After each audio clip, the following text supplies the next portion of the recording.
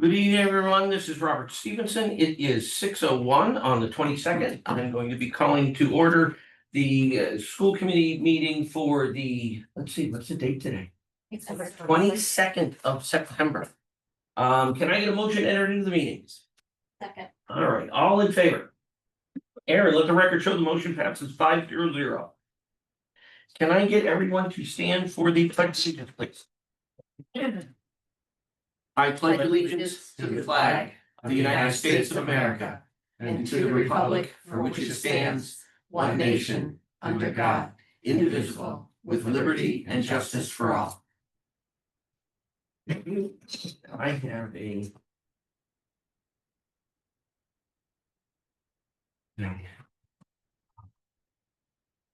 Where's this? Oh, there it is. All right.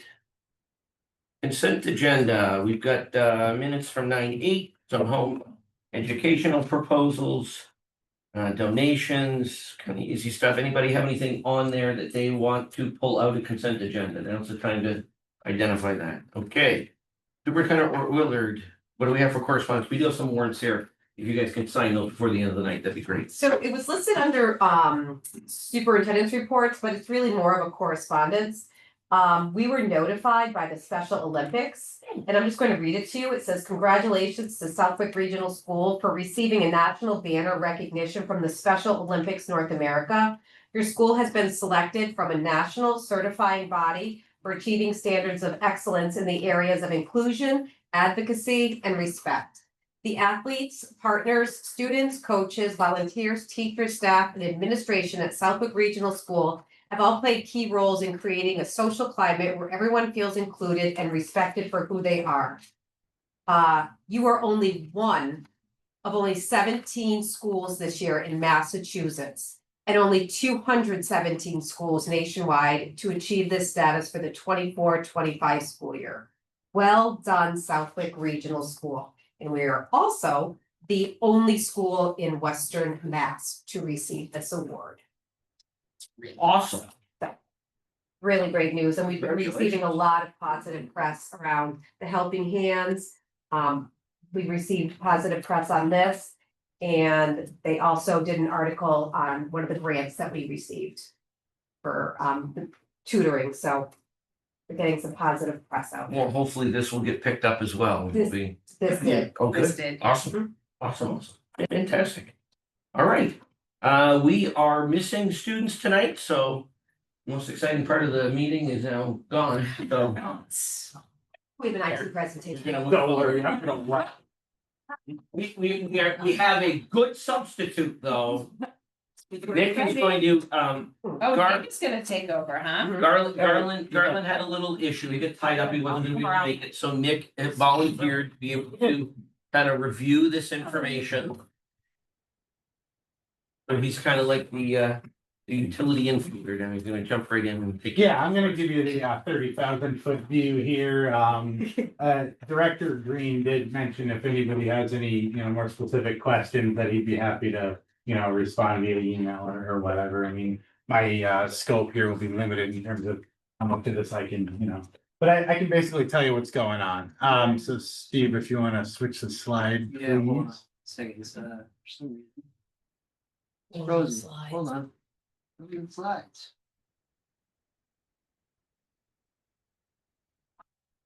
Isn't it? Right? Sort of funny that the IT. It's all good. It's all good. It's all good. There we go. All right, so some of the major things that have been going on in the IT department since my arrival here, I think some of these were long-term goals that had been kind of on the radar for a while, and there's been movement on most of them at this point. The virtualization, backup, and storage is basically network upgrades. I'm sure many a times at school committee meetings, network upgrades were mentioned. There was an RFP that was, supposed to be done to procure this. We ended up doing an RFQ instead and going with a vendor off the state contract. We worked with Custom Computer Specialists. They came in with the best quote and the most comprehensive package, and they're about 95%, I'd say, done with their work at this point. They're just kind of shoring up some licenses now and everything. You know, we bought some, as Director Green would call it, heavy metal storage equipment, which can store way more than our current stuff. Backups, I think, are both on-prem and in the cloud. So if stuff goes down, and we have a very low shot of losing data at this point. And it's going to be a game changer for sure. The next two involves, Oh, I'm sorry. actually, you can go on, Steve, because this is, I mean, a little bit more of a detailed explanation, I guess, of some of the things we bought. But it really does keep things moving in the events of power outages or, you know, server failures or anything like that. This has made things a lot more secure and a lot more, I would say, just less likely that we're going to lose information if an outage occurs, and they do occur. I mean, when power goes out, sometimes things, you know, fail. All right, Steve, you can go on to the next slide. With this came 400 multi-factor authentication licenses, which just basically adds a layer of security. I mean, all of you at this point in your life have logged into a website where you need to do a Two-factor authentication, yeah. Yeah, that's not something we're currently deploying here, but it will be very soon. We got the license. Everybody's pretty much doing that now. Yeah, it'll make things definitely more secure. There is going to be an annual cost for some of this. It's going to have to be built into the budget for licenses for some of this, particularly for the Fortinac MFA licenses that are in bullet number 2. But it's a known cost, and in the end, it's going to be better, because if we ever had a cyber incident, trying to get your data back is a disaster, for sure. I would say I'm good with this slide. I mean, this is basically the MFA. The other piece of what the IT department wanted to do involved cybersecurity. There were 2 separate grants that we got before I got here. One of which we never even really see the money for it. It's just basically cybersecurity awareness. It's you know, spam emails every now and then. You'll remember that, Chair Stevenson, right before graduation. So that was yeah, part of that was I clicked on it too, so don't feel bad.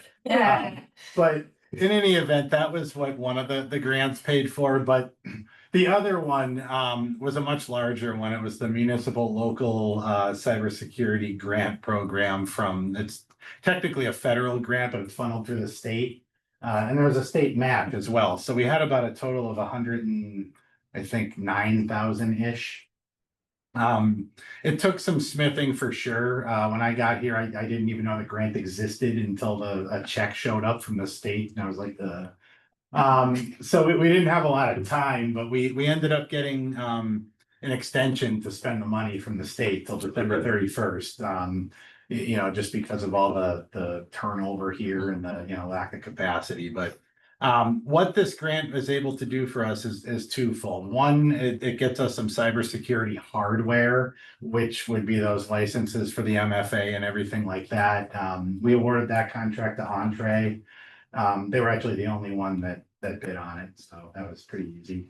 Cybersecurity consulting is the other piece of it, which we'll basically work with a vendor to develop some things that we don't currently have. Like, we don't have an in-district training platform, really. We don't have a response plan. So if we got hit with a cyber incident tonight, we would be building the plan as we flow, and that is not where you want to be. Through, you know, the incident response plan would basically be a step-by-step of like, what do you do if this happens? Number 1, call the FBI. The first thing you do, the first thing you do is actually pull the plug on your internet. You literally disconnect the power, then you call the FBI. And then obviously there's more steps that will be detailed in this plan. Security awareness training for staff will come with it. We'll do a tabletop exercise just in case something ever happens, so administrators are aware of like what we need to do, because the response plan is useless if we don't practice it. And then we'll get up to 10 hours of consulting with the vendor, you know, when we have questions and stuff like that. So I'm in the process of signing a contract with a vendor called Intrasystems for that. And they will start the work pretty soon, because it's got to be done by December 31st per the grant. I have to do quarterly reports for the grant to get the reimbursements, so right after 9:30, I'll be doing that for what we spent so far, and then right after December 31st, we'll get the rest of it. All right, Steve, you can do the next slide. So next steps are to expand Wi-Fi to the athletic fields, which I believe is done as of last week. Okay. Garland sent me some videos. You know, we have like a laptop with him and the signal strength all in the fields and everything, which will do a lot. That's going to eliminate the need for silent dismissal at Woodland. It's gonna obviously, you know, when athletic events are happening, there's not Wi-Fi available, so like no one need hotspots, so that's good. So yeah, that's pretty much done. Complete replacements of all UPS batteries. They're in the process of that. We've bought some through the capital fund from 2 years ago that the network upgrades were funded through. Align all project timelines to ensure smooth coordinated deployments, which, you know, we just want to make sure we don't shove everything at people at one time. So when we do enroll the training, it'll be done methodically, so it's not overwhelming for folks. And then obviously we need documentation to make sure that people know what they need to know. I think this is the last slide. All right, does anyone have any questions that it may be able to address? Stop going.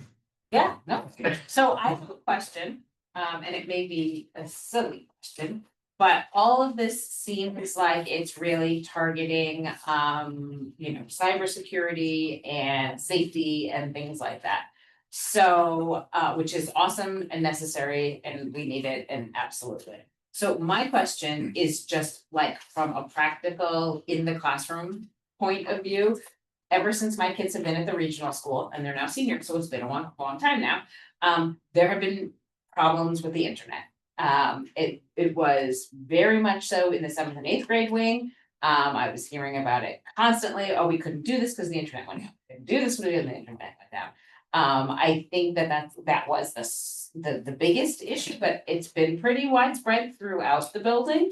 And so I'm just wondering, and like I remember it happened during, you know, your convocation presentation.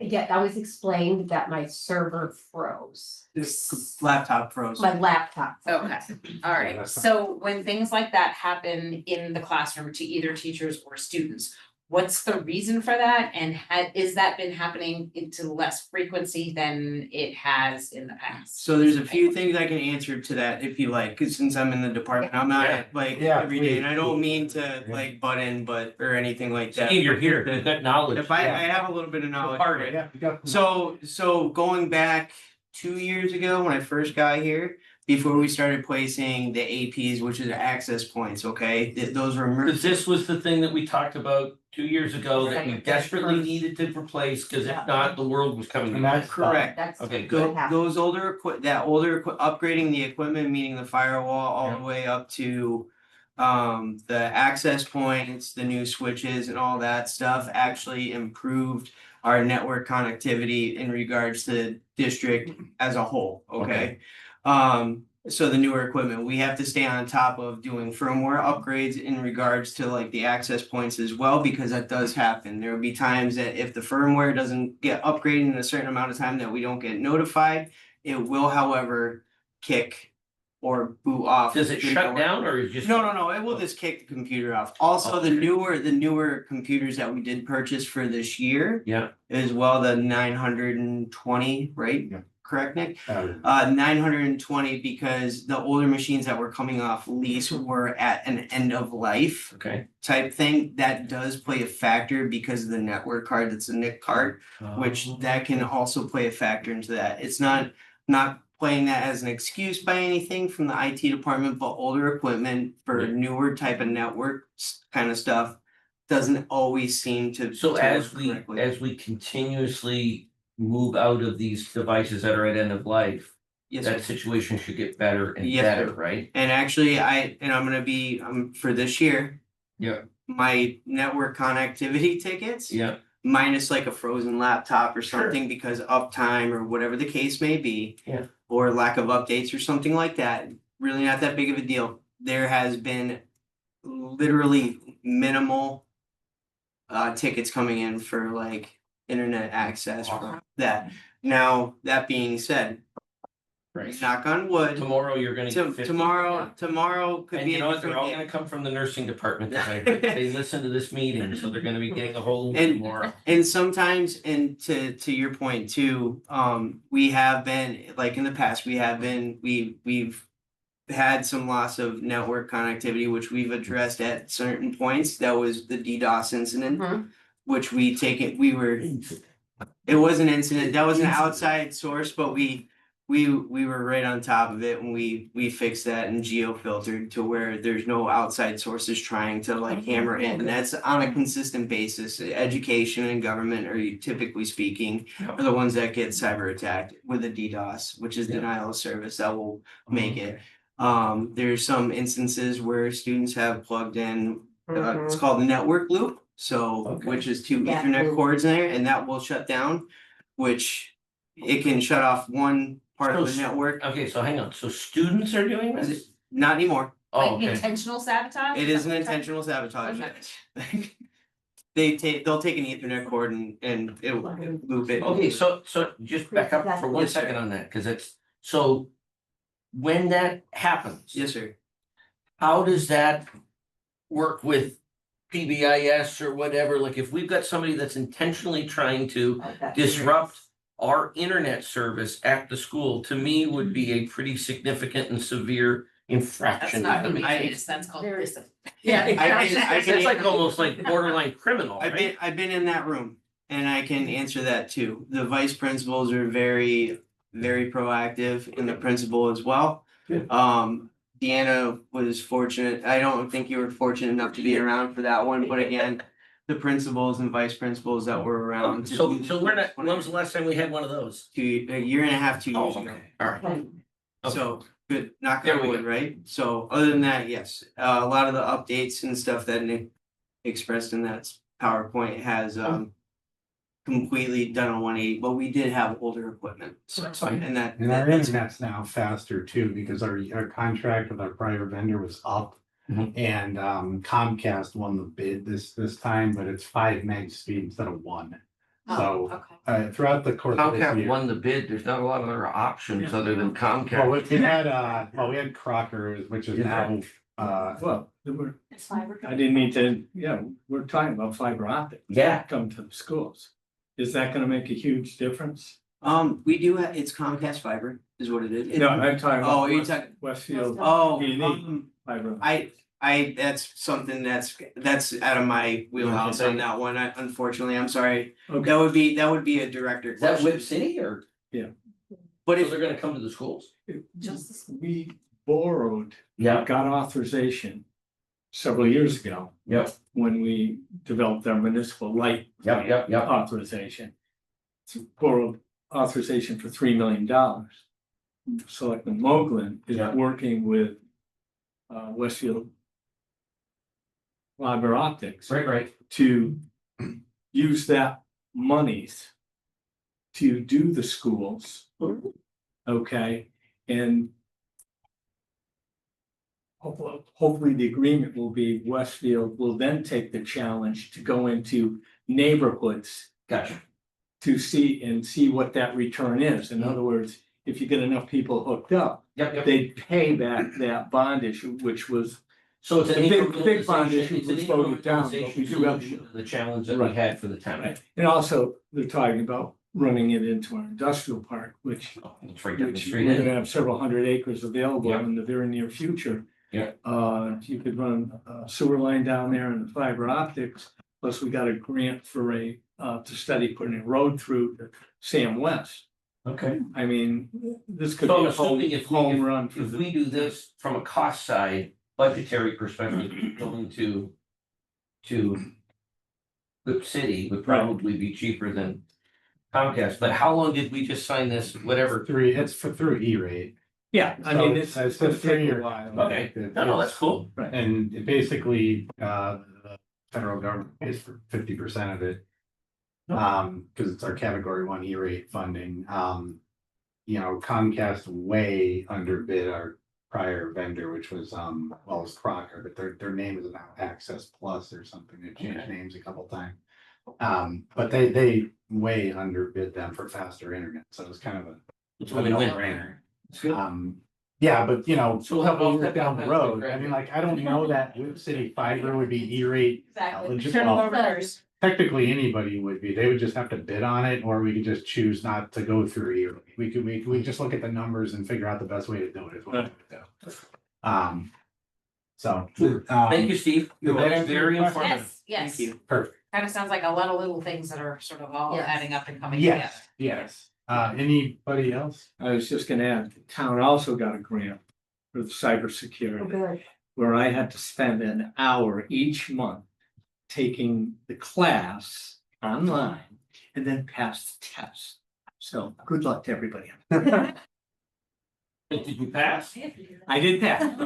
I did that, Hope for everybody. but the whole town government had to pass. Oh, You know, you had to, a certain amount of us had to pass overall, all different departments, all and if we different. did, we would get kicked out. I think you have to retake it. I don't know, thank God. And it's not, I mean, it's like going to school. All right, any other questions for Nick on our little IT presentation? Super, very good job. Thank you. Thank you. All right. Now. Dr. Yeah. You wanna give us an update? Sure.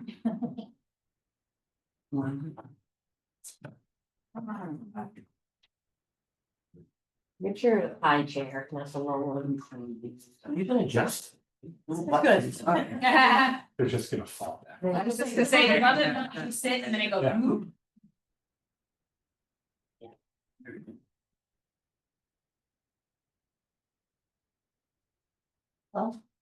Wonderful. I want to give you guys an update on what's going on in the middle school as far as cell phones and lunches. But I would be remiss if I did not mention PBIS and its impact on these decisions that we are making. There we go. And I'd love for the middle school team to give you a presentation sometime in the middle of the year. Because honestly, it could be like an hour-long presentation, so this is simply the highlight. But pretty much PBIS is a disciplinary philosophy that focuses on rewarding positive behavior and improving school climate. And in doing so, increases student achievement. I think the middle school teachers have been talking about this for a couple of years. And before Serena left at the end of May, she had asked me to see what I could do about implementing PBIS at the middles. So as a middle school team, we met about three or four different meetings between May and June, and there were about 15 people present. So we can tell that, and those were all volunteers, everywhere from, like Jen Yellen and Sean O'Neill and Carolyn Roberts to middle school teachers and some high school teachers. So the interest and enthusiasm most certainly was there. Of course, it was hard to get people together in the summer, but like our team leaders like Jen Peace and Daryl Grant and Carol Callahan really worked hard this summer and came in and did some things about reaching out to different businesses to get cash calendar going with prizes to help raise funds to support the PBIS initiative. So if we say Six Flags is the end of the year activity, if you raise X amount of points, we wanted to have all that Oh, wow. aside, so you'll be hearing more about that. Next one. Yes, thanks.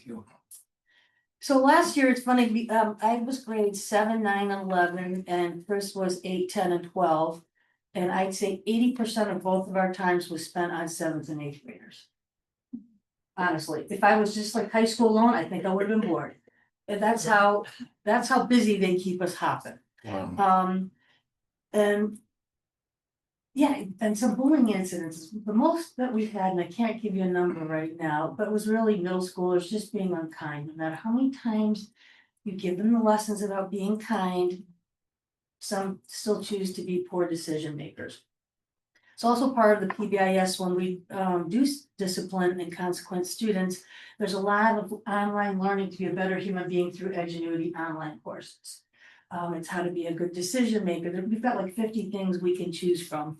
And each class is about a half an hour long. It's online. So it's a video where the person's talking to you and you have to answer questions before you can move on. So there's none of this say I did it when we know you did not. Right.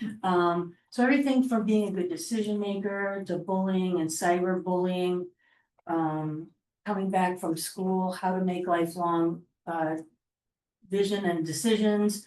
So that's really playing a role in PBIS as well. We want to educate students as well. So all of last year, especially in May, teachers were really struggling with certain students repeatedly on a daily basis. And we've tried everything. So we suggested, PBIS, let's see if this works. And so far this year, I've noticed a huge difference. I just jinxed myself, especially considering what happened in the luncheon last week. But there's a huge difference this year. And we're kind of treating them more like adults, and I think that really helps with this initiative as well. So we're not, don't run in the hall, take your hat off. We're doing more positive. Oh, thank you very much for having a hall pass in your hand.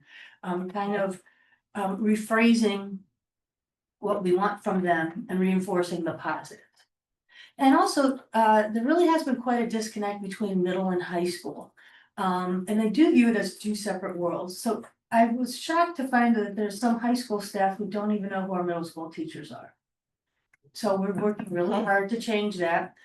We're doing all sorts of, connecting and bonding activities, like we had a scavenger hunt first day of school that had to have everybody from all grades and special ed. So it's important to know who you're working with. So it's not just middle and high school, or to feel middle school versus high school, but definitely the middle schoolers have been excluded from certain things, which I will get into in a little bit. So these are pretty much just the core features of PBIS. The teachers really role model. They're very clear on what their expectations are. They role model them. And when students aren't meeting the expectation, you stop class and address the behavior, remind them of the class norms.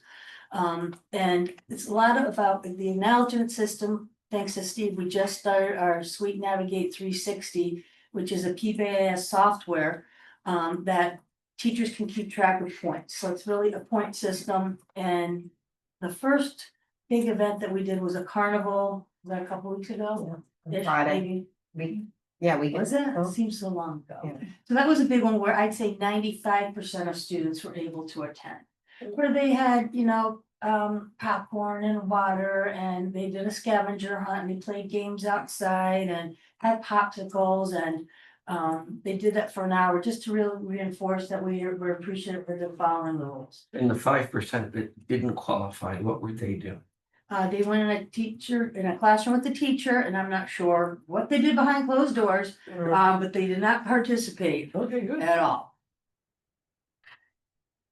I'm laughing, Nick, and we asked another student, so like, what did you have to do?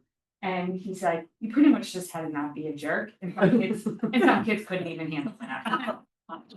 Yeah. Well, that's, so, did you want a low stake for that first one? You're trying to get by. Yeah, you really want 100%. Yeah, you're hoping for 100. You want everyone to feel that success. Well, we thought that was pretty comic.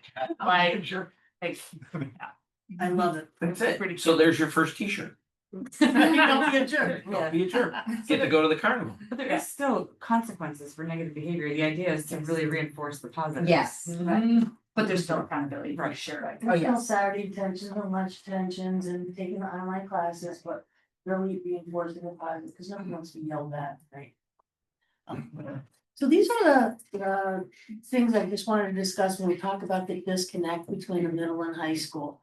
They don't have much school spirit in the middle school, and part of it also is, they don't want to be embarrassed by their high school peers. So when we say spirit wars and you guys wear orange, like 5 kids show up in orange. And no matter how many times we tell them the whole school does this, I swear it's not a setup, to participate, but they still feel excluded. And there was a pep rally last year that they were not invited to, and I'm not sure why. And even Full Spirit Week, there were some things like, bring your work in I can't remember. Send a backpack. Yeah, they're welcome. Yeah, but. I Anything think- but a backpack. Yes. That's what it was. The middle school kind of got gypped on that. So they weren't as included, so you didn't see people bringing in like baby kitty shopping carts or apple crates, or, it was just one way to be creative. And so with the lack of identity, we're really trying hard this year to rebrand the Rams. Because in our school, you don't see Rams anywhere. So some teachers have found a very cool Ram design that we're working on to put on walls with the cricket, I don't know what to call that. Plasticky, sticky stuff. And we've got some posters and we're gonna do more things with students. We met with Jastens last year to discuss what does it mean to be a Ram? What are the attributes? How do we define our school? So that was the first phase of rebranding our identity. So it's cute. If you walk down the middle school hallway, you'll see that they have like kind of like a baby ram. So it's a ram without all the little indents in the horn. And they have a big mountain with their goals. So instead of being like team, whatever they were last year. Atlantis or whatever. And I can't even remember who they are. The Like, Greek who are the states. teams? That had nothing to do with nothing. All the teams picked names of mountains, like, cause you're a billy goat climbing a mountain. So 7 has a smaller mountain. We gave them choices because you would be surprised how many inappropriate named mountains there are up there. Shocking. Now we have what, Cyprus. Fuji, you messed me up, and what's the other, Atlantis? Atlantis? Yes, Atlas. Atlas. Atlantis, that was the last. Atlas. So you'll see the Rams up at the middle school with what their goals are, and so I love that they did that. Everybody knows Powder Mill is the middle school. So often when I call a parent or something about middle school, they're like, oh, you mean the junior high? And although we have teaming, which is really the middle school concept, we are trying to be more 7 through 12, even aligning with the schedule sometime way in the future. Next year. Next year. Oh, why, thank you for that. Right. I think that's in the negotiations update that's coming pretty. Fantastic. Especially in schedules, because we have high school teachers who could easily fill in down at the middle school. They But can't, it's just, right, that's very, very difficult. probably goes to why they don't know who they are either, because they don't get a Right. chance to see them. Exactly. So a difference between middle and high school is middle school had recess all these years, and I think it's been the bane of their existence. It's all I heard complaints every day last year, but we will talk more about that later. And with the cell phones, we did have yonder pouches at the middle school last year. But it really didn't teach them responsibility. They taught them how to be sneaky. Like how to put a deodorant stick in there instead, or have a fake phone that you put in the pouch while your real one's in your back pocket. So that's not really helping anybody. We'll talk more about that later as well. Okay, so cell phones, and this was not a Deanna decision. I met with all the department leaders, team leaders, and middle school teachers. And everybody as a whole decided that the cell phone policy with the yonders was not working. For example, last year, teachers would have to start every class, okay, hold up your yonder pouches, and they had to like touch each one and make sure they were snapped, and they all know how to unhook them. So like at the beginning of the year, I'm unsnapping and snapping 200 in the beginning of the year. By March, it was maybe 70, and by May, it was maybe 5. That's not an exaggeration. So no, they weren't using it. And instead, we had, if a student was not bringing their cell phone to school at all, they had to go to the office and get a red pass, but that had to be verified through the parent. And if they just forgot their phone at home, that was a yellow pass, that also had to be verified. So the secretary spent a good half hour in the morning, they were lining up like 30 yellow passes. And it just was really just a waste of time that students could have been learning, and a more effective, productive use of our admin assistants' time as well. And last year, we had a lot of middle school cell phone violations. So if you were caught with a deodorant stick or a fake phone, you had lunch duties, you had to write a little essay, we had to call home. I did not see any increase, I did not see better behavior following those disciplinary consequences, so we knew something had to be done. And I didn't really think middle school teachers would be in support of that, but they were absolutely in support of having one policy or one procedure for the middle and high school. And then we talked about, all right, so what are we gonna do about lunch? So when a student comes to school with their cell phone, they can have it before school starts, but when they come to class, they put it in the little caddies by the door. And they feel better. They know that if there's an emergency or if something's going on at home or if somebody's sick in the family, they feel better knowing that they can see the phone. So backpacks are in their lockers because they had way too many giant backpacks where people were jumping over. It was a safety issue. So backpacks are in the locker and cell phones are on the caddy. And obviously, if there was a extenuating circumstance, the teacher let them step outside and make a call. And then in between class periods, which is only like a couple of minutes, and really you're only walking like 2 doors down to your next class, so it's not, they really don't have much time to do anything. They can check their messages or whatever. The original idea was to not bring them too much. But I think I also played a role in that because I didn't explain that clearly. So that's on me. As we found out, it first started out great. Lunch with the cell phones, it was great because instead of doing recess, we kind of combined. So there's 200 kids in the cafeteria at once. We figured it's gonna be a half an hour of hell. Let's just do it all right. Seriously, because 15 minutes of eating and 15 minutes of recess weren't working. Most schools have about 23, 24 minutes of lunch, so the high school's lucky that it is 30 minutes. The middle schools didn't seem to complain about the 15, but there were some who, that's a rush for them. So we decided cell phones at lunch, and for the first week and a half, things were fine. They used them responsibly, and not every kid has a cell phone out. Maybe 50 or 60%. And most of them are playing video games with the person right next to them. So they weren't really doing anything but playing video games and talking to each other about the game. And then last week, it kind of started escalating with that Tuesday-ish, where kids are taking like illegal pictures of each other just to tip each other off for no other purpose. They're not, and of course that works wonders in tipping off other kids. So that was the first thing. So then we're yelling, not yelling. Man, please put away your phones, be respectful, you wouldn't want your picture taken. And then they're getting up out of their chair and they're kind of all in people's faces with the cell phones. I'm like, all right, this is getting way too far. And then after you saw the email that I sent home, that there was a physical altercation, there are some kids that were videotaping it, and that put me right over the edge. We are not doing that.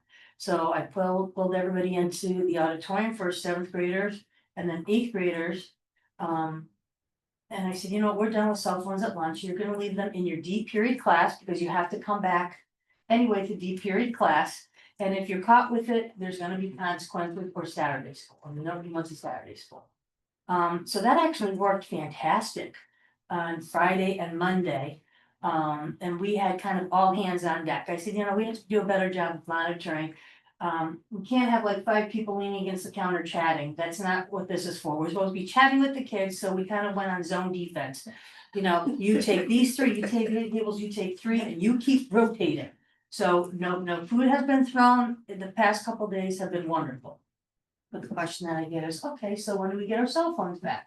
And it is the good kids, and I already apologized to those in the meeting that, I'm sorry we had to take the phone away from everybody, but there's too many students. It's not like I can just point you 3 out. There were more, and especially that kids didn't stand up for the student being picked on, and they saw it and saying, well, I was afraid I was gonna get in trouble by the aggressor. You could have easily walked past the teacher and said, very quietly, so don't play games with me that you didn't know how to do that. So we have decided that they can reclaim their phones through the PBIS system. So it'll be, and you'll see it later, it's 25 points. So they roughly get 1 point per class per day. So that's 4 majors and 2 or 3 electives. So in theory, in a week, they could earn that right. And so we think that will be a good short term, that every week, if that's what you want to do. They've already made up these lime green passes that will be laminated. So on Fridays, you'll say, yes, I'm Pam and I want to turn in 25 tickets for my phone privilege. So on Monday morning, you'll get a pass that says Pam for the week of. So you have access to your phone at lunch. So you put your little pass right in front of you and then you can utilize your phone. And I doubt highly that they'll try to give them to somebody else, because we've got so many eyes on them and they don't want to lose their privilege either. So that's what we're doing about cell phones. And I think, I don't know, if last year this time we had, let's say, 15 incidents, we might be down to 2. There's really, I haven't seen, teachers have not been complaining, kids are being respectful, they're not trying to sneak anything in. Of course, we'll see how the lunch goes, but we've been watching them like hawks, but so far that's really been working out as a good reward, and they like that they're treated with responsibility, and I always say, I'll give you all the freedom and responsibility, but the second you don't follow through, I'm yanking you back, and I do that with the high school VHS kids as well, so. We give them that independence until they prove they can handle it. And it's funny, so many middle schoolers had so many questions about the cell phones at the 8th grade level, not a question to be heard. And the middle schoolers, they had all grade ones. Why should we punish if we didn't do it? So we talked a little bit about group accountability. And again, I don't have 200 eyeballs that I can't watch every one student. So we kind of started to tell them about the new procedure today. And I think the team leaders are gonna roll it out tomorrow and the next day, so kids seem really happy with the cell phones. So they'll earn their phone privileges every week, or once they earn it, they've got it until No, they lose just it? that week, then you have to earn points again. Oh, So basically, you have to take a week to accrue the points. Yes, And less then than, once you've accrued the points, then you can have the phone, you earn your pass and you can have. the if you phone. choose that, Okay, you might. so choose there are other choices for the Yes. accrued points, okay, On okay. to lunch and recess. Okay, so hang on, backing up on the points thing. You said that you have like an automated program. Yes, And so like, do the kids? Like, do they automatically get a point and points are just deducted? Or do the teachers have to put the points You don't in? get them deducted. I'm not sure which one. You never get points taken away, you only get points added. We No, spend, but you spend. But you spend that, you spend. redeem, but you can earn them, redeem you don't lose them. Right, Right. you can Right. redeem them for And something, so but it's not the like a reason- negative. Okay, so Positive. it's the responsibility of the teacher to put the points in? Yeah. Is that correct? And And yeah, and is there like a visual like menu of like how you can earn these points? Like, are the students really clear on what it is that they do to get the points? well, Not Or is it, well, that's what I'm saying, like, is it But kind of t-shirts. subjective and are there certain people that are these getting are, more? I'll pass these around, so these are, well, imagine if these were green. So these are things that were about respect, You didn't get your responsibility, food. motivation, and safety. So these are the things that we really want from them. So if you do these things in class, you get a point. So I'll just pass these Okay, around. that was my question. Yeah. And like, is that clear across the board amongst the students and the teachers, I That's guess? the whole, I'm sorry to interrupt, but that's the whole point of Right. PBIS, it's a school-wide initiative. And it has to be in every class, because the kids will call you out if it's not. I think that's one of the things that teachers also grow into is how to give points in a really succinct way where they say, like, I'm gonna give you this point because you showed respect. Yeah. You showed respect by doing blah, blah, blah, blah, blah. That helps our school community because now people will feel blah, blah, blah, blah, blah. But they can only get 1 point per class. I don't know if they, No, you could get more. If a teacher saw something, they. Oh. yeah, so like class You can always get more. participation and Yeah. doing what But we need. you can get like, points for lots of stuff. Yes, or like if I saw somebody picking up trash in the hall, I'd Exactly. ask Yeah. the teacher to, or somebody who helps another student. That's it, so you walk around, you get a point. Yeah, You get a point. yes, You get one. that's the whole point of it. Yeah. No pun intended. And see, I thought you were gonna say they can see how to get the points on their cell phone. Oh, God. Throw the softball out. The expectation. Thank you, I feel better now. I gotta win once in a while. You gotta win. So I'm not sure how often our encore teachers, so that would be health, PE, Spanish, and digital literacy. They're gonna have some training on Friday with our staff on how to use it and since they're encore teachers, they haven't participated in as much, but they definitely want to be a part of that. So in theory, if the students could earn, 6, 7 points a day by just doing what they need to be doing. Yes. And then if you go above and beyond, you'll get extra points. So. I think you should have something, you get the don't be a jerk t-shirt for X amount of money. Like that, that'd be on the list. And we talked about buying, prizes, everything from, like swag, school swag. Damn stuff.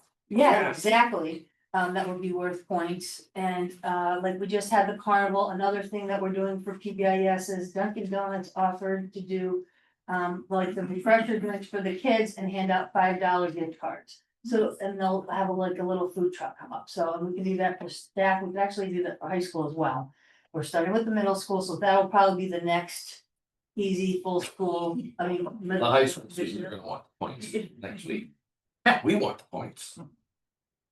So, Now there'll be this underground point trading system. I mean, it's all. no, that's why we're online. That's There's no underground. What's the name of that program again? Is that the one that you brought out? Navigate 360, Sleep or Navigate 360. Navigate 360.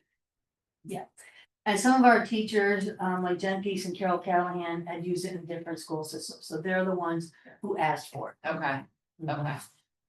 And they assured everybody else it's easy and, it wasn't that expensive, so we're looking forward to implementing that. Anything else with cell phones? And this is just middle school though, like high school kids have their cell phones at lunch. Right now. Yeah, right. Ethan really Don't okay. get stupid anyway. So can you go back one? Oh. Thanks, sorry. So it's lunch, like I said, a lot of complaining about recess. From students and kids. A lot of students didn't want it, but there were disciplinary incidents and injuries almost on a daily basis. And middle school boys, they just love to touch each other, no matter how many times you say hands to self rule is in effect. It's, and then of course you push me a little hard and then I shove you, then I go tumbling down, That's pretty much how it's been, especially when we've had it in the Aux gym in the winter.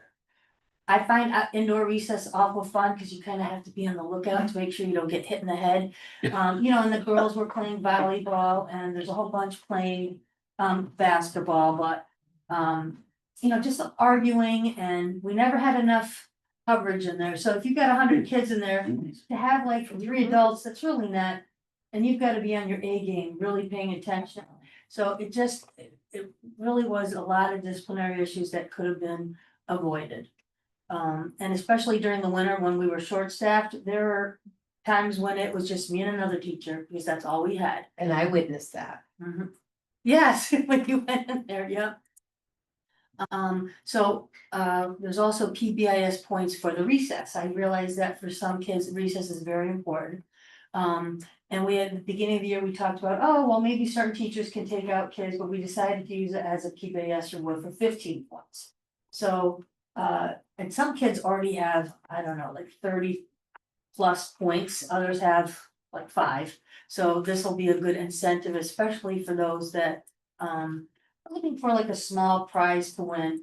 So it will be recess outside for a week with certain staff members. But no phone, because they won't have enough. Right, you have your choice. So it's one or the other. Well, you could do Fresh both, but air. then you'd be outside in the sunshine playing with your phone, so I don't know if that's what you would wanna do. Welcome to teenage. But they're welcome to do that, so, I think that kids will be really happy. But the vast majority were not, even when we were in the Aux gym. I'd say at least half of the kids were sitting on the perimeter. Just sitting Even in. outside on the their phone. hallway. No, they would like talk to each other or sit there and Okay. draw. Or think of ways how they can get out of the gym to go get a drink or go to the bathroom and gone for 20 minutes, so. Yeah. So we're not seeing anybody walking around. Could be a black. Usually last year, when 7th graders came in from recess and 8th graders were going out, there were always some escapees. They would try to go to like the girls' bathroom in the first, the 100 hallway, and then we're chasing them around because they didn't want to go outside. So it's worked out very well thus far. Now, where is the outside area that they get to go? So we're trying to debate, because we talked about maybe playing basketball outside, but you know where, so next to the cafeteria on the left, is where they had recess last year, where they could throw the football around, so it's between the, one. Like the driveway and the parking lot, Yeah. that area that's Yep, there, yep, that- yeah. That's. where we Okay, had yeah, it I know what last you year. mean. So And it's then- not like within a courtyard, it's But it like was in the where. courtyard when I was up there. There were some kids eating lunch out in the courtyard. Yes, Yeah. that was high school kids eating out in the courtyard. Mhm. And we can absolutely do that with middle school, but we're not there quite yet.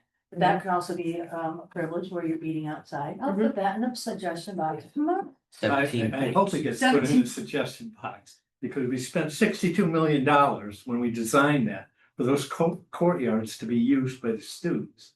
So I hope we can figure out a plan, because that's what the taxpayers of the town of Southwick were told.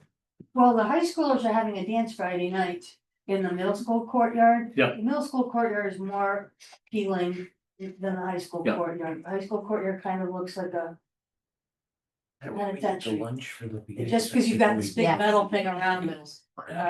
That's a big area. Something out there, but the middle school one has all the picnic tables, so they're gonna put little lights around the outside and. Yeah, there's like a Right. little rooftop where they can put like the music stand and snacks and stuff, so they're excited about it, but kids do, high school kids do eat out. Good. Steve, we got security measures on this points program that nobody's hacking in and getting points. I mean, I set it up, so no. We're good. Next one. I think we talked about it. Yep, Next one. next, Yeah, that's it. there we go. And we really want, working on school Fridays, Yeah, really. 7 through 12. So we're making great strides. Well, that is a fantastic update. Question? Yeah. Oh, I just gotta know. You refer to the 7th, 8th as middle school. mhm. What happened to junior high school? I think, I don't know, I think we should have discussion if we want to be known as a middle school or. Yeah, um, Because A when, junior high. years ago, when we went and became junior high school, that was a big moment. And I think a lot of us, okay, we're not kids anymore. Yeah, we would love for it to be Became called. a young junior high. adults. Very quickly. And yeah, we were given more rights, but there was also, you got discipline if you violated those rights. But I think that better prepared us when we actually went to the high school.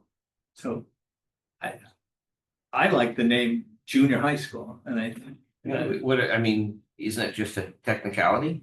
They kind of set up a little bit differently. There's a model. There's models for a junior high, and there's Middle school model. We run a middle school model because we team. So teams are traditionally considered middle school model. When you have a junior high model. I was just gonna say, but I'm confident. I mean, We have really, anybody I don't know. else. Well, I guess here's the question. So Woodland is our what? Elementary school. Okay, early. no, this is my point. Oh, Yeah. If you ask 10 residents that live in Southwick, oh, they're all gonna call that Southwick High School. no, I know, but, and this is where the problem is. Woodland's the elementary school, Powder Mill's the middle school. Yeah. Right. And that's the high school. Now, when we moved the 7th and 8th graders up there, they used to have this whole bridging ceremony and the whole thing like that, and they were. Don't mention that, I got rid of that thing. No, I'm just saying that really, I don't care what the model is. Let's forget about that. If we've got the kids up there and they're no longer here at the middle school, why can't we call them the junior high? You do whatever teaching model that you need to do. Call them the junior high. These are the junior high wing. This is the high school wing. You're now not in middle school. You're in junior high school. Here's the rules and regulations that you need to follow. Here's the points that you get. And once you get out of 8th grade, you get to go to the high school. Does this really cause a big problem? No. Well, especially when we, again, back to the $62 million. Town meeting, Yeah. going through that process. What are we accomplishing here? We're gonna move the junior high school section here. That's gonna be the new section. The high school is gonna be over here. Right. So it was always referred to the junior high school. I mean, I don't think we need to put new names on the front of the school, but I mean, from, it's Southwick Regional School, but I mean, Start from, calling it junior high. from your perspective as the principal of the area, would it make sense for the kids to feel like they've moved from the middle school to Yeah. high school to when they go up the hill, they're kind of like, well, you're here, but you're kind of not here. You're still the Wait, middle what do the school. principals We call call it this here though? intermediate. I don't know. Yeah, because this is not a middle. This school. is not a middle. Nah. It's not, because you don't have third graders in middle school. No. You don't. And so even though people call the building that, I mean, It's not a even- middle school. Third and fourth graders are not middle school. Right. 5 and 6, you might Mm. be in a middle school, but Three. 6, yes, 5, not Yeah. Well, I often. mean, it's still Power Mill, so I mean, you know, they're in a separate section. And this used to, I've never eaten, when I, here. I mean, listen, I don't think we need a vote. Oh, God. I mean, I think you just do what you wanna do, and honestly, if you think it's gonna make more sense for the morale and the being part of the Yeah. Yeah. feeling that they're part of something that's their own, That'll mean a lot. do whatever you wanna do. I mean, it's.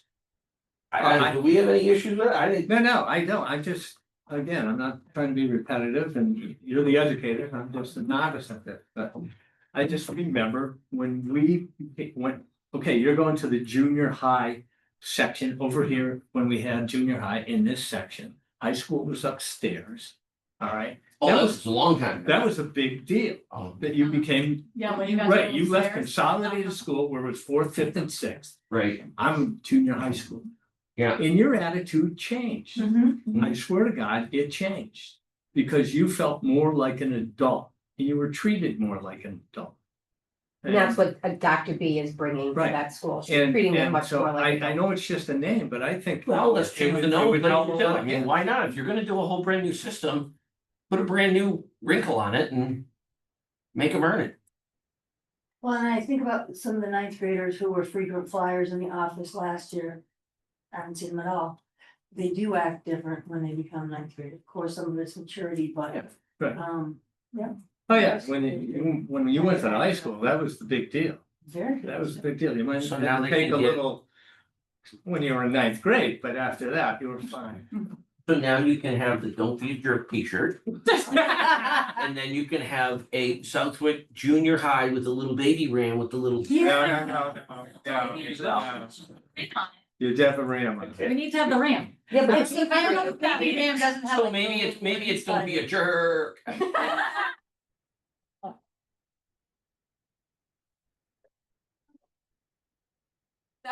Good. That was good, that was good.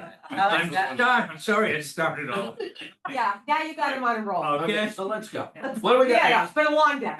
Middle school lunch, okay, we're all done, nobody gets lunch. Okay, reports. No, thank you. Thank you very much. All right, Superintendent Willard. I already did Positive mine. press, you did positive press. Mhm. Nick, you're up again. Audit I don't report. know how I'm gonna follow that up with an audit. It was in your packet, the summary letter as well as the actual Yeah, two it's- audit reports. Obviously, didn't print out copies of those, and one of them 67 pages long.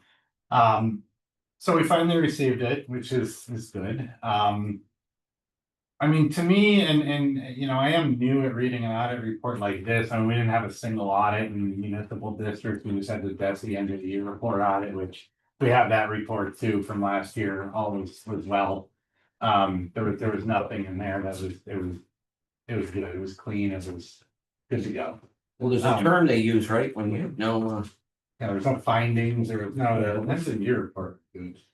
what's that term that they use if there's no, There's no finding, because I really just say clean. But you know, and here, I mean, to me, this letter doesn't say that much. It kind of summarizes what they did. And it, you know, they have to identify findings or areas of risk. They did highlight one area of risk, which they referred to as management override of internal controls, but like they didn't explain it. And since I wasn't here when they actually did the audit, I have no idea what they're talking about. What I think is that they, you know, they just want to make sure our internal controls are in place, so that way that there's, you know, far less likelihood of any sort of mismanagement. Some of those things are just like separation of powers, like we have a treasurer, you know, like I can't sign checks, I don't do the banking, like I can see the bank accounts if I want to like look at a balance or something, but like I can't touch them. And I shouldn't be able to touch them, like there's a reason, you know what I mean, like there's things that Jessica as the accountant does that, you know, are separate from what the treasurer does and from what I do, again, to make sure that, you know, there's a checks and balances system in place. I don't know what they mean by this. I mean, perhaps they identified something where somebody could override an internal control, but I didn't see anything in any report that actually cited what that was. Because we'd fix it if we could identify it. So we used to get books They're probably That- on the way. in that the we mail. had, I would think, because the PDF that. and there was two different books that they gave us. Yeah, I know one- this is a different company, they're owned by different people, and is it a fair assessment to say that we may or may not be necessarily enthused with the interaction that we're having with this group? I think it's fair to say that we were displeased with the FY 24 performance.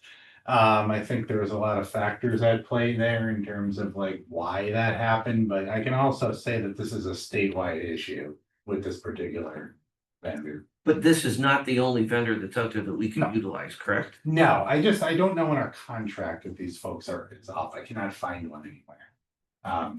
That I've seen. We don't have a contract, or we don't know where it is. Don't know where it is. I found one that ended in 22 in files that I was left, but So how about, I know that Successor when contract. the companies I work, when they can't seem to find their contract, they'll call us up and say, can you send us another copy of our I can- contract? for sure, because we're starting to engage them for this year, so. Okay. I mean, if anything, I think if we were gonna make a change, it would take place for the FY 26 audit.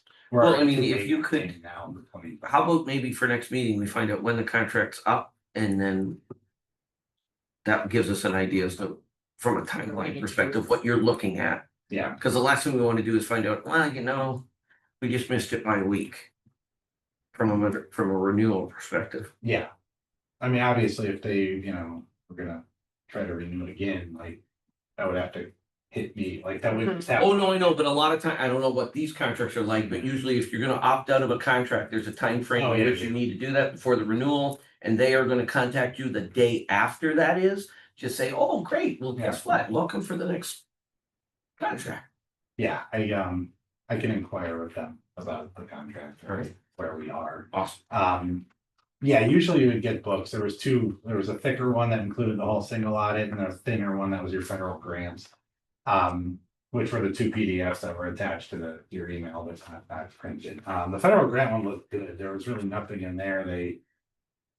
Everything was good in there. And even here, after they, talk about management override of internal controls, they looked at a few things, but they all determined that they were reasonable. For instance, our estimated useful lives of capital. They said it's reasonable in relation to our statements. The way that we calculate our net pension liability, they said was reasonable. Our other post-employment benefit liability, they thought that was reasonable as well. So it seems like they were good with everything that we have in place. There wasn't any disagreement with management throughout the course. We gave them the stuff they asked for, we answered questions. Our net position improved by about $700,000 over the course of FY 24, which is good. Which is basically they calculate all of our assets and liabilities and everything like that, and we did improve by about 700,000, so. That doesn't mean we have $700,000 of No. extra cash. Oh, no, we're still in the red. No, As I a- just wanna make sure that for those listening Yeah. at home, that it's not like, hey, No. You got extra. we got extra money now. No, it just means that our liabilities decreased essentially, because your assets are gonna depreciate, so the only way to. So we're moving in the right direction. Yeah, and I mean, the killer honestly is OPEB liability. Right. Like, what we have in that trust fund is like. That's a killer. 3%. Yeah, Yeah. we talked about that a couple of years ago. At our, whatever our next finance subcommittee meeting is, that we need to make sure that that's a topic, because we need to probably relook at that. In terms of how much we contribute, you think, or? I think we need to, because if we continue doing where we're at, it doesn't get any better, it gets worse, right? Yeah, we did okay in terms of like interest off of it last year. I mean, it was better than I thought based on the way that the market was. But it's just like, it doesn't put much of a dent in it. Unfortunately, like everywhere, as Russ just said, it's the same. But the auditors love it. that Yeah. each year you're putting some money in, Yeah. right? And like the town tries to put a Yep. little bit in at the Yep. special town meeting each year prior to the. And we're not touching it, like, we've not spent anything on it. No, But- absolutely. But I- everybody yeah. knows it's, Yeah, it's the elephant in the room, Yeah, you know?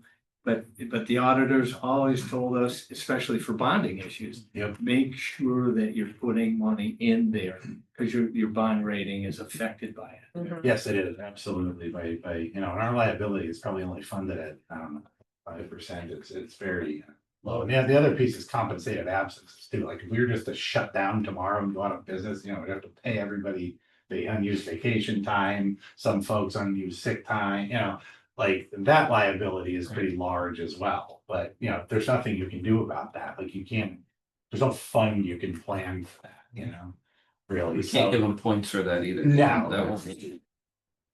maybe we can give them. You could try the t-shirt. Yeah. Bob. Yeah, but you can get points. So, I mean, Buy your cell phone. You want a t-shirt? Let me get you a t-shirt. all in all, I thought it looked pretty good. As I said, I think we should take a look at options going forward. Particularly depending upon how this year goes. I mean, they've already engaged us for this year. They've already asked for documents. Jessica's already uploaded stuff. So like the wheels are in motion. I'm anticipating that these reports are much more timely. This year for sure. So, Super. other than that, I think, did you just want to talk about the borrowing? That's gonna come up under new business. I don't think we need to necessarily, we'll get to that. I do think, I have a question. Let's go to policies. So we got third reading of section G, which is in your packet, and this is just what, a new structure? No, it's just an overview of what the Oh. policies are in G. Gotcha. Third reading, this is what's in This G. is our update Right, that we've got. right. We're getting caught up. And we approve it and those slide through. Awesome. Anybody have any questions on these before we get to? So I have a question. If this is our third reading of section G, why is there no action item on section G? There should be. It's in the consent agenda. Oh, Oh. consent agenda. Good job, Aaron. That was in the speak now or forever hold your peace section, which we Exactly, missed. so we've already taken care of Okay, it. good. Well, we will in a second. Awesome. Okay, consent agenda. I do have a question, Aaron, real quick. That's in new business about the warrant signatory for the October 20th. Don't we have to have an action item to approve that? The warrant Just a single. for the summer. This was the question because we're gonna have somebody away. Right?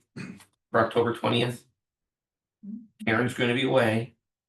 Looking to get an approval from the school committee for me to be able to sign that warrant. So that it can be issued, and then we'll send it out like we did in the summer for the school committee. Right? You can make one up on their action. Yeah, item. well, that's what I mean, but if we're gonna do that, we need to do it now.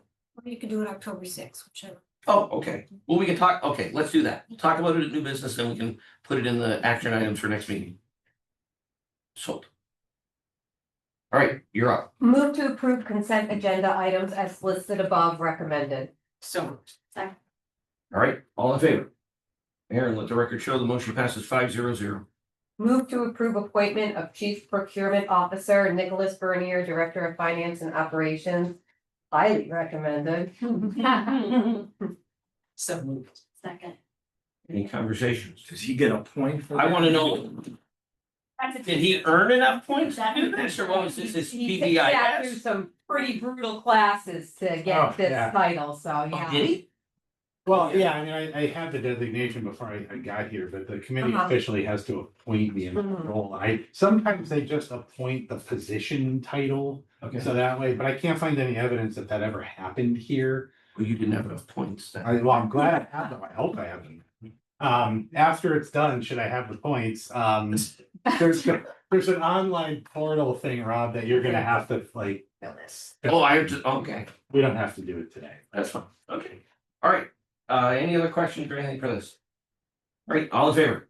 Aaron, let the record show the motion passes 5-0-0. All right, subcommittees. Negotiations. What can I say? What can I say at this point? That we've reached A tentative a agreement? tentative agreement and it's going back to both parties. There we go. So we've successfully reached tentative agreement with Unit A this afternoon prior to our executive session. And more news to come.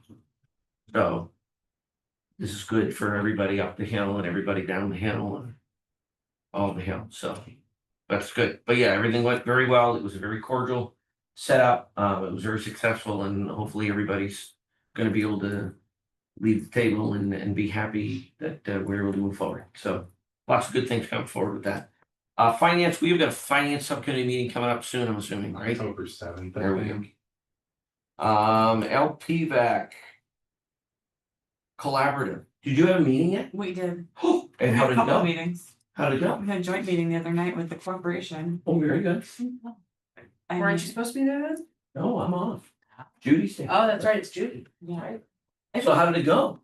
I mean, well, there's a lot, it's just all these updates, you know? I know. A lot's on the busing situation and the busing routes, and I'm wondering what the schedule changes next year. If that's gonna affect busing here at all or no. No. It won't affect anything. Because they're so short on bus drivers, there's Yeah. major issues happening. In some And we're of the still towns. getting, we're not getting any electric buses, right? That's We all. have, Yeah. well, we My have, kids on it. Really? yeah. It's How's very that? quiet, How's that going? Good? as far as I One know. of just- my I just- guys- I just saw- Stop, and he drops back up.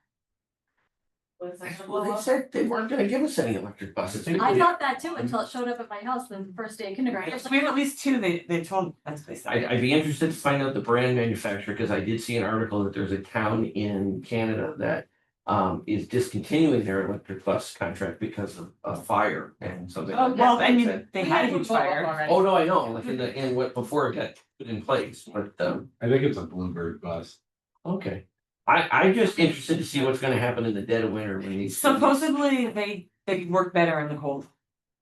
That's what, I don't know, all that's those what they Tes- all said, those yeah, Teslas. Right, I was gonna say, I- like, that that's doesn't jive with crowds what I'm here hearing. last year. that's what they said the other night, I don't really know, understand it all. It's gonna be one of the, we'll see it when we Yeah. get it. Exactly. That's what they're doing. Well, that's good. So corporation Judy's not here. Policy, we have, when's our first policy meeting? I believe it's October 20th. Is it still October 20th? I think that's why it stops. Aaron's nodding your head. So we are close to, we were in the home stretch of finishing all of our policy updates, right? We've only got Yeah, like a it's couple. for J now? Yeah, we don't have much left, right, Aaron? We're close? Oh, I was right. All right. Buildings and grounds, we need to have one of those soon. I don't know when we've got that. When is that scheduled? Or is it scheduled? We have one scheduled. Okay, Aaron, can we see if we can get a buildings and grounds meeting scheduled within the next 2 to 3 weeks? Cause we've gotta get, I have a plan with that grounds proposal that we've got finalized. We need to get a presentation, we need to talk to the towns, we need to talk to select board members, we need to try to get that up and running this year so that hopefully by the end of this year, we can put it towards to the town so that we can figure out whether they want to move forward with it. And we're talking about athletic field improvement. Athletic fields, yeah. Yeah, we've got some options that are in front of us. We'll have, we can have a special meeting for the town. Like we did for the masks here. Have a special meeting, we can have people come in. We can go up and meet with the towns and have presentations at their select board meetings. This is certainly something that was supposed, like we said before, it was supposed to be done. Back when they did the schools, it was a financial issue at that point, and they decided to defer it. It's probably something that needs to get relooked at.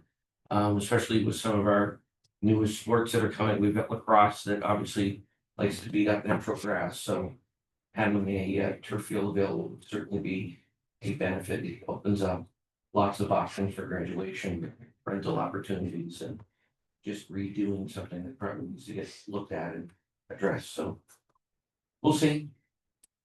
It's not gonna happen unless we put it forward, so take a look at it. IoT. I was just trying to figure out when our first meeting is. So I don't have it on the calendar yet, cause I'm gonna allow people to kind of repick what's Okay, gonna work. okay. But we put out last week, I think it was last week, all the committees and repost it for people, Okay, which so, hasn't been done in a number of years. okay, So we posted at a building level and at a district level. okay, So we're hoping for a slightly smaller group at district, but good representatives from each building, having sat at their building and talked already. And then coming to a district every other month. And are we gonna, so this fall, or just to go back to our sort of a review or our audit of our. I have we're gonna the do that? review that we did for the spring Yeah. class, and I'm just kind of waiting for us to come Okay. down in our meetings, cause we've had a lot to talk about, and I don't Yep. wanna add that, but we did a Don't wait too review. long, Oh, because we're gonna get to. Yeah. Winter here and it'll soon. get busy again, but yeah, no, we did the review of the first one, and then Yep. we will do another one at the end of this term, which will be in January. So we're not gonna do anything in the fall to look at something from last spring? She did that. I did that. Oh. I did the last spring one, it's already done, and so I have a report for you on that one. Cause people did it over the summer. Oh, Mhm. okay. Yep, so I have one, I just haven't brought it to you yet. Okay, no, I got you. Yep. We're gonna get a cadence where we get a report in the fall and we're gonna get a report in the spring, right? Yes. From the Mhm. previous, okay. Yep. Awesome. Mhm. Okay, sped. Nothing. Technology, we just had it. exactly, thank you. Capital Committee, Mr. Fox, I not got it yet. under control. It's under control. Oh, you skipped wellness? Yes, wellness. Just a quick wellness one. We You are have a Wellness looking, update? well, we are looking at being part of a pilot group that is looking at wellness policies and wellness committees, and there's a team from DESI that would come and help us look at our implementation of wellness. So we are waiting to hear if we're gonna be accepted into that pilot group. Yep, And Yep. is this related to the new standards? no, this is about like health advisory. Okay. This is like what we call health advisory yeah, wellness. the It's not, wellness no, it our has nothing health to do with standards aren't standards. falling No, under no, that. no, Okay. no. Okay, No, it's about the health policy that we Got it. have. okay. Or wellness policy, and it's a group that is coaching around the work for like health advisory. Okay. Okay, athletics, we probably need to set one up soon, because we haven't had one yet this year. I'm looking at Dan, I'm looking at, because what we did last year, the principal, myself, and the AD would get together at least once a quarter, just to go over anything, all what's going on, what the enrollment is, how we're looking at for coaches, then preemptively looking at what we've got in the season coming forward. Obviously, the update that I just got an update today, for hockey, is that, we are trying to get the final information, or it looks like we've got the final information with respect to whether we can actually field a hockey team this year. On our own? Well, we've been in co-op for years, Right, okay? right. And what happened last year is that it went into effect this year. Is that Westfield ran into a situation where they did not have enough kids and they were looking for a co-op, so they've actually now created a co-op with Westfield Tech. Well, Okay, the problem is that Westfield Tech was in our co-op. So new kids that are at Westfield Tech will be part of the Westfield Tech co-op. okay, Older kids were able to be grandfathered into Southwick We're because that losing was the them. team that they had. right. So we had a team last year, we've gone into getting ready for a team this year. And the AD was notified that the vast majority of the kids that were actually part of our team, like 14 of them, the vast majority of them have decided, and we were just notified last week, that they're gonna be joining the Westfield Tech Co-op. So we are now down to a very small number of kids that actually are even eligible to play. The athletic director is working on trying to figure out a plan to see whether we can have a team where it's still a Southwick team, or he's looking at potential other districts where the kids that we have that want to play can potentially, we may have to join a co-op with a different team. Out of even the 4 or 5 kids that we had that were able to play at a varsity level, 2 of them are decided to play premier, I don't know what it's called, but premier hockey, so they're not even looking to play. One of them is going to be into wrestling and not play hockey, so the numbers are just significantly low. And just like we had forever at the rec center every fall when we get ready to pick teams and figure out coaches and all that, the numbers really dictate what the opportunities and what the options are. And we can't fight the numbers. And I want to make sure that this is clear to everyone listening or watching, because I know last week or so, there was some stuff out there on social media that the administration district didn't want to have a hockey team and they weren't doing anything about a hockey team. We have no problem having a hockey team as long as we have enough kids to be able to field a hockey team. And if we don't have the numbers, then we're gonna need to look at alternatives. So there was not anything that was not addressed in a timely manner. We weren't even notified about officially of the kids going to move from the grandfather kid from Westfield Tech that are going to be part of the Westfield co-op. We weren't even notified officially until just recently. So this is one of these unfortunate situations that we're gonna have to work through, but the athletic director is on top of it. He gave us an update today, and Hugh's gonna work his way through, so once we get a final sort of solution, I will certainly bring that up to you guys. Did I That do a was good perfect. assessment? Thank you for the synopsis, yes. All right, legislative, okay. We do need to talk about this because we're gonna need to take a vote that I've gotta do because we're looking for.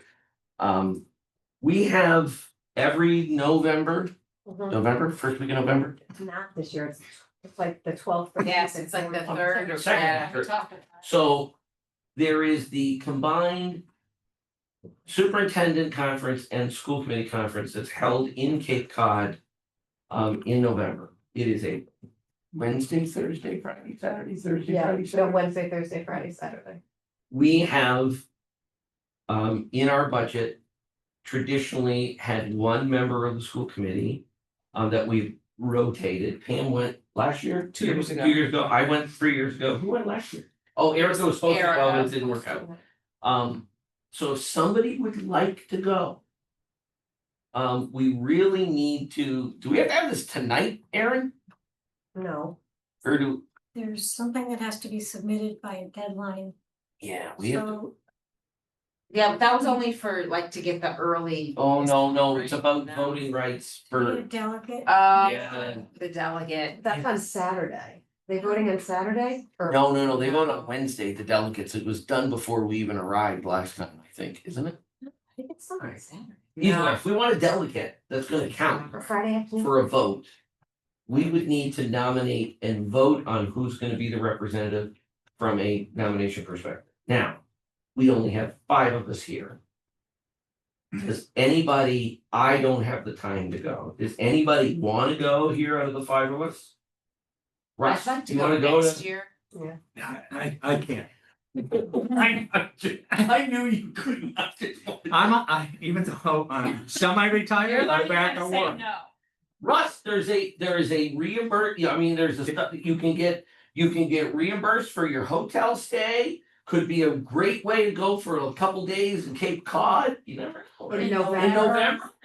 I used to go every January to Boston. No traffic, the bridge is easy. That is true. Now, so, Yes. listen, if there's not somebody like, ooh, I wanna go, you don't wanna go, you? No. No, Okay, okay, my 3-year-old. alright. Yes. Who knows? Bring them into the thing. So what I'll do, and I don't know how we do, if we need to, I don't know if we can have like a virtual vote or anything like that for this. Let's not, I'm not gonna worry about it. We'll see if we can get somebody that wants to go. Obviously, we get 2 people that are not here. I don't know if Jen's gonna have time to go. I doubt it. Judy and possibly would be, No, I don't know, but she's working too, so Yeah. I don't know. We'll figure it out. So what we'll do is, since we don't have anybody that's I was gonna potentially do something where we would do a vote, but that's not needed. Yeah. All right, that's it for the updates. We do not have anybody here for public comment, so that one's done. Old business. Anybody got anything for old business? All right, new business. Warrant signal site signatory. We just talked a little bit about that. We have an issue coming up where Karen's gonna be away for vacation or something, and we need to get a warrant signed in a little bit of a tight timeline. What we did for the summer to make it simpler was that we as a group authorized the chairman to be able to sign on our behalf to be able to get the warrant out and done. And then what we did is we emailed the warrant out to everybody so that there was still full transparency as to see what's going on. Our request came to me to see if we could look at doing that for a single week on the week of October 20th, or for the warrant for October 20th. It doesn't sound like we need to take a vote on that tonight. I just bring that up so that at the next meeting, we can vote on it. If everybody's okay with it. I don't know, does anybody have any concerns about the, I didn't think so, but I'm obligated to bring this up to make sure that we've got it. All right, now. It's a fun part. Yes, Ross, you look like you Well, have a comment. Before, Yes, I know it's been a long day. Very quickly. Ben's like, please, make Very this quickly, end. very quickly. I'm wearing my Southwick Historical Commission hat tonight, oh, and we met with the Historical Society because we are going to work together because next year is the 250th anniversary of our great country. yeah. And they said, has anybody reached out to the school to see if they're planning anything in courses or events or want to be involved in events? And I said, I happen to be going to a meeting Monday. I am gonna give that to the superintendent. Perhaps they can Somebody just slide it make to her. copies of that. Right over. Attached to that. Make copies of that to disseminate and and Field trip. Yeah, second grade used to I do knew it that, was one. or third grade. I think it's third. But I didn't know whether Mr. Trasco or somebody was planning something. I know they're gonna be working with the band to come to different events. Cause we're having events of signing in August. And we're trying to work off of Well, this that would be next year. next year. But And then the Civic Fund is organizing Southwick Days again with a lot of events planned. So we're hoping to get one of the military bands to come out. And then we're gonna hopefully do something very historic on Veterans Day. To talk about the three people that lost their lives in the Revolutionary War from Southwick. Also, all the other, and list the names of the people that did serve in the Revolutionary War from Southwick, so. So we'd like to get the schools involved, I guess We that's would the love bottom to. line. Yeah, we would love to. Thank you. that's great. All right, so I have an update that is a little confusing, but I'm gonna try the best I can to try to walk everybody through this.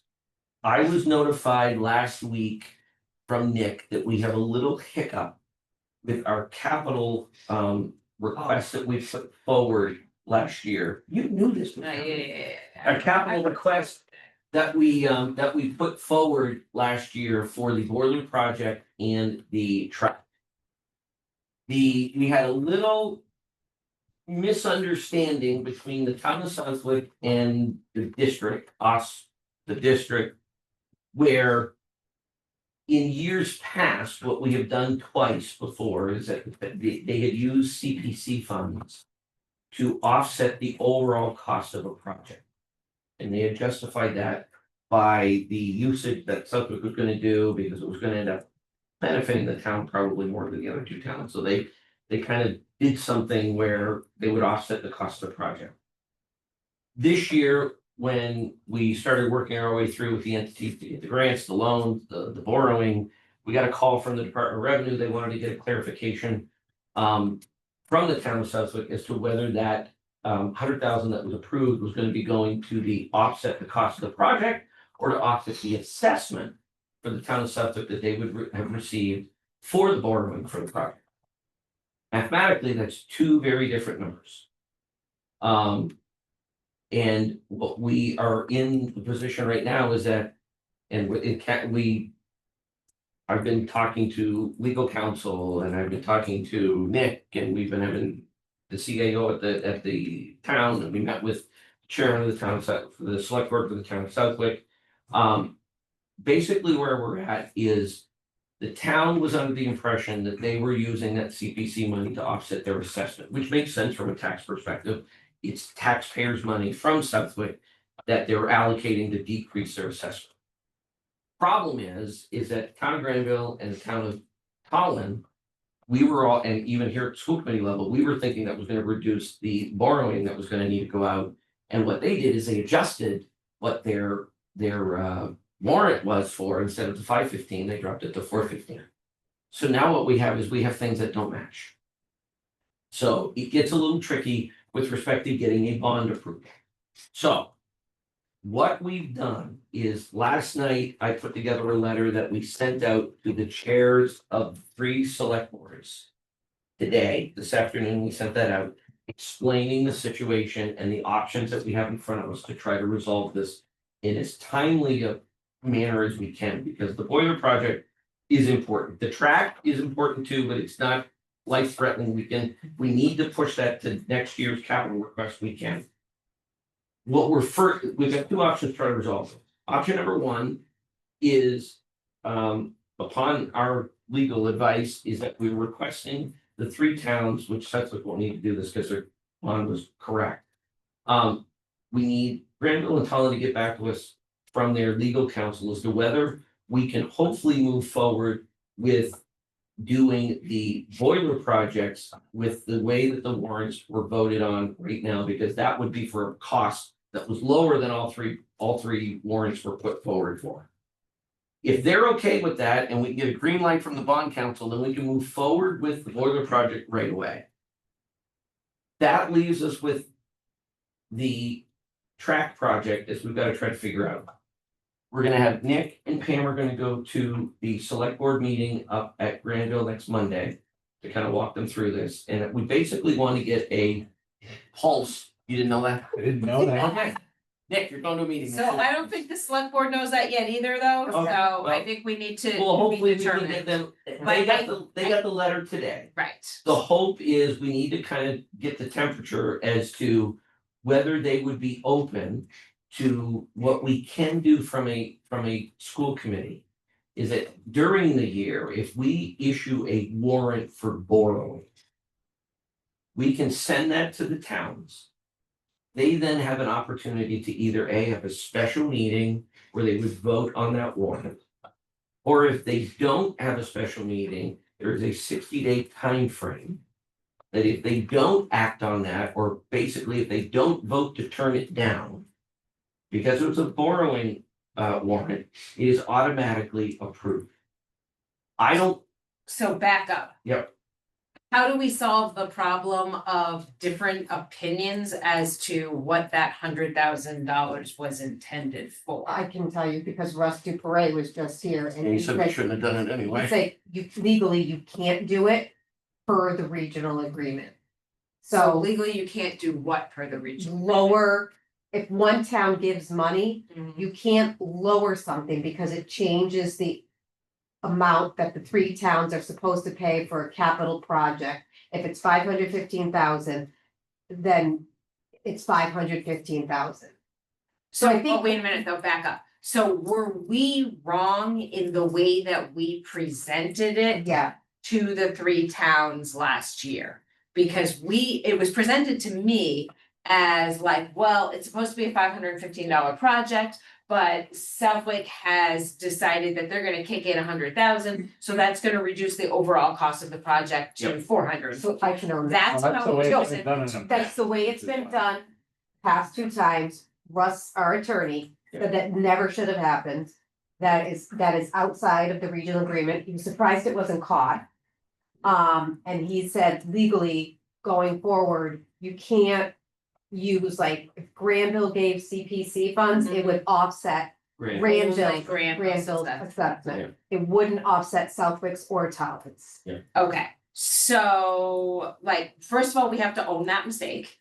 Because that was our mistake and it was poorly communicated to the 3 towns. I wouldn't say it was a mistake. It was the general understanding because that is how we have done it in the past. It was based on past practice. Past practice. So But the- everybody, CPC thought it was the right Yeah, way. we all did. We thought it was the right way, the town council thought it was the Mhm. right way, everybody thought it was done the right way, it was the. No Department of malintent. that- And the reason why it wasn't caught in the past was one of 2 things. It was either the borrowing didn't hit the $500,000 threshold, which would have required a green light letter. from And both of the them wouldn't have. Or there was no motion to amend the capital borrowing threshold on the floor as there was at Granville town meeting last year. So what flagged it from DOR's perspective was the fact that the school committee budget included $515,000 capital borrowing. But then the Granville town meeting language included a $415,000. Yep. And what was the Tolland town? Well, I meeting? didn't know that until today because I couldn't find the town minutes on the website anywhere. They went to forfeit.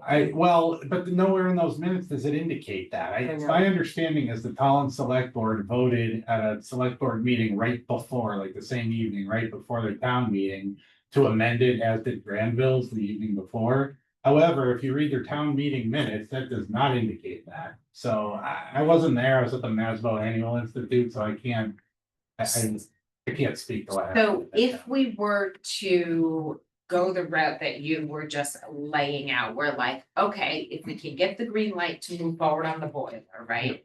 And then we put out, what did you call it, the request? Well, we to the could put individual warrant. towns. Put out the warrant to the individual towns. Yep. That warrant would be based on an adjustment in which the $100,000 is only offsetting There would be Southwick's no- assessment There would be and. no mention of it at all. The warrant would go out for $192,000 for the track, Okay, okay? Because the approval of the CPC funds has already been done in Southwick. okay, That's done.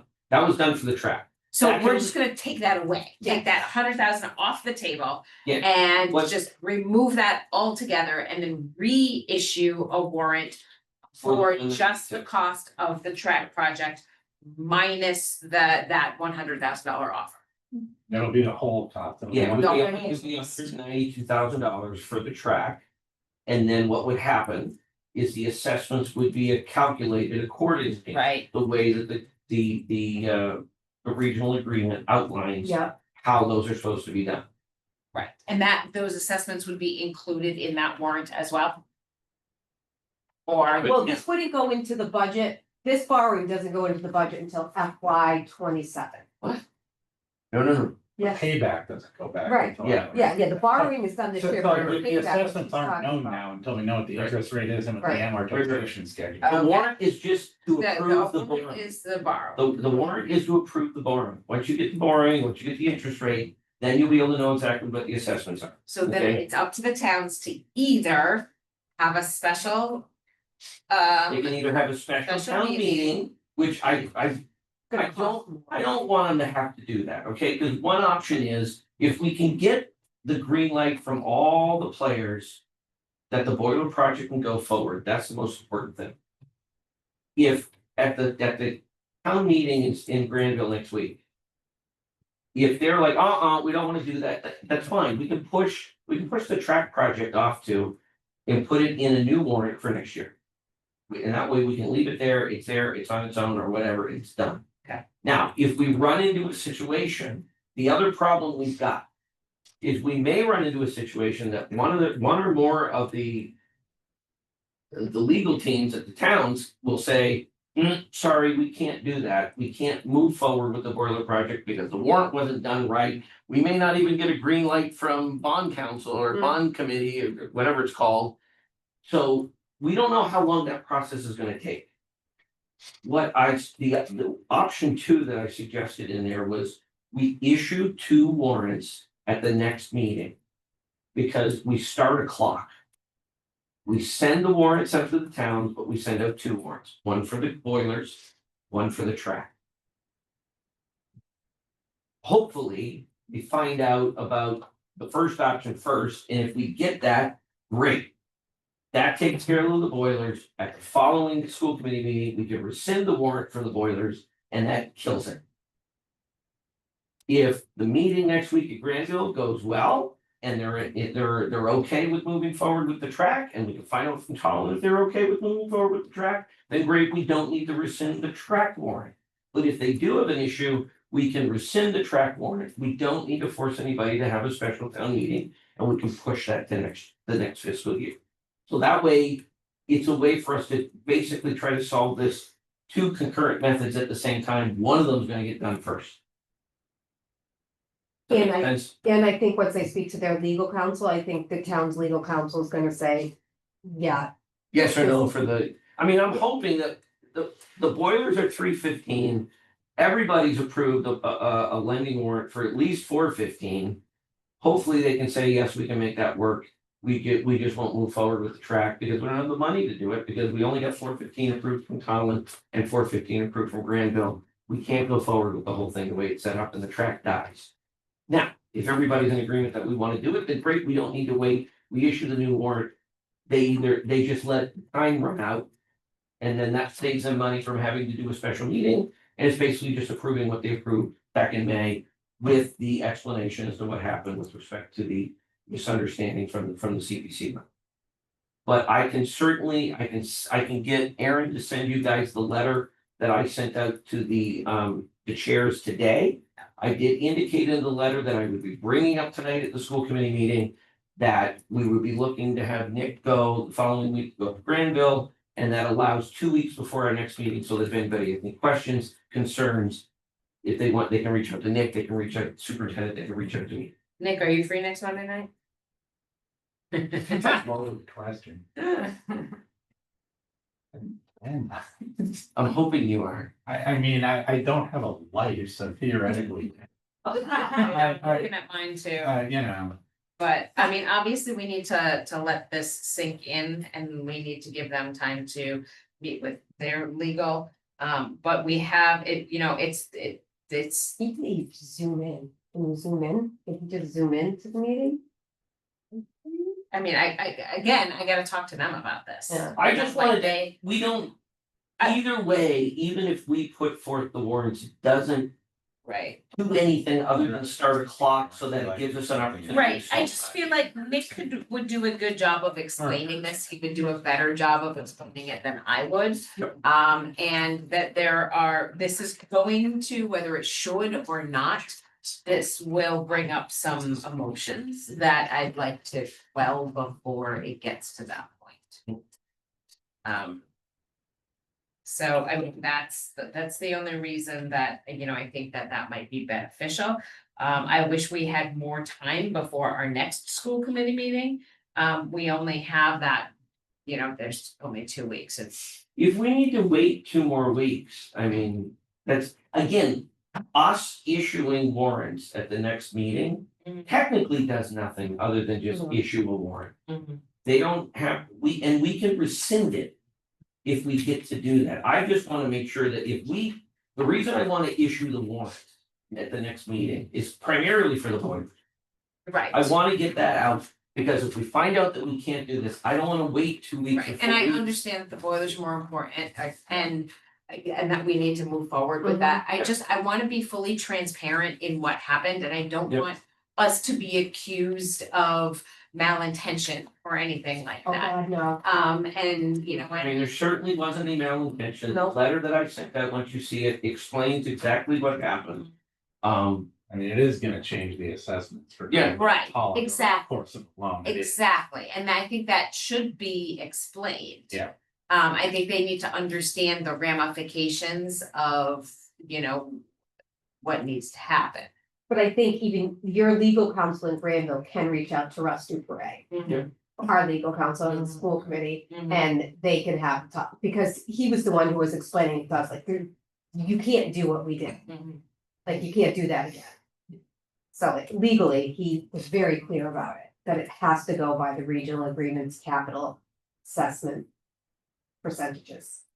Well, I'm hoping that they received that. I'm hoping that they actually had time to discuss it tonight. I Mhm. believe they had a meeting tonight. So So, it went you out know, before 3:45. Yeah, right, Yeah. yeah, right before negotiation. okay, Yeah. so I know they met this evening, or they should have. And I think that we don't go next Monday, then the problem is Monday after that school committee, Monday after Right. that's Columbus Day. Right, Monday after that's school exactly, committee. exactly. We're now at Halloween before we'd actually Right, be able to. exactly, So it's kind of like. exactly. Do you think if you had a number, Mhm. you know, an estimate? So that's usually, you know, I mean, nobody likes to hear, oh, we gotta come up with more money, but if you came up with a figure that said, look, this is what This is the what it was going amount to be, this is is what's gonna can't be. that much. And it Well, can't be, it's it gonna can't be be- that much, cause Look, we're between, 86%, here's the right? thing, between Granville and Collin, there's going to be an extra $15,000 over the span of 5 years. Well, that's what I mean, I think if you come out and say that Yes. right away, Yeah. Right, Like, that diffuses the situation. $1,000. The Right. difference is. Right, I think that needs to be. It's, I mean, communicated for sure. based on current interest rates, which are likely to drop within the next year, I think. Correct. And based on a traditional 5-year borrowing, not that ban option that we discussed last meeting, I didn't calculate that because there's no telling what those rates are, I just did it off. Okay, base. So sure. that'll kind of give us a maximum honestly Yeah. of what it'll be, which Right, is better. Between the two towns, it's about 19,000 over the course of a 5 Including the interest. including the interest. The huge right, difference is 19,000 the interest. between both Holiday and Granville, Correct. is what you're saying. The huge Yeah. difference is the interest, Right. is because it's just the amount of money it costs to borrow that additional And hundred Matt, you said that thousand. 19,000 includes interest? Yes. Yeah. Between both towns. Between two towns. Yeah, Right. that's between. So I think that diffuses the Yeah, situation. yeah. This is Yeah. not a $50,000 issue, this is Right. a. No. I mean, No, and that's not what's going to be the trigger point. well, I mean, it's, and I know we've talked about that, but the reason that from the regional agreement setup. It makes, they've got this division broken down. No, I totally get that. Well, no, I totally get understand that, It's and I just know you get it, capital but has always been the sticking point in Granville, and okay, you know, it's just kind of stinks that, you know, it's just kind of a rotten situation that we're in because of some of the comments that were made about this going into it at town meeting. well, see now. It was no fault of our own. No, I understand that.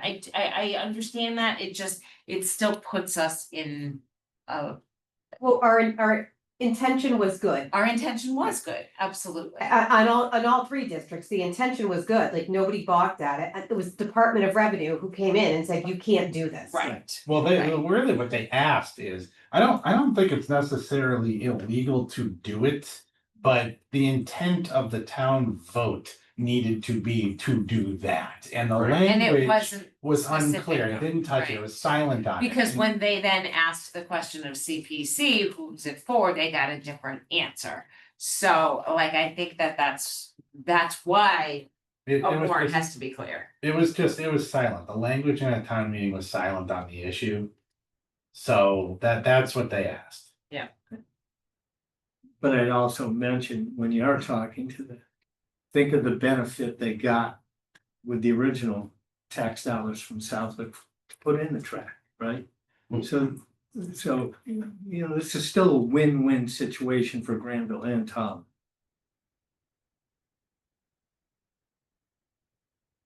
All right, that's all I got. Anybody have any questions on that? No. I'm sorry, this was long. All right, I will entertain a motion to adjourn. So. All right, all in favor? Aaron, let the record show that motion passes 500. Thank you, everybody. Thank you. Well, I got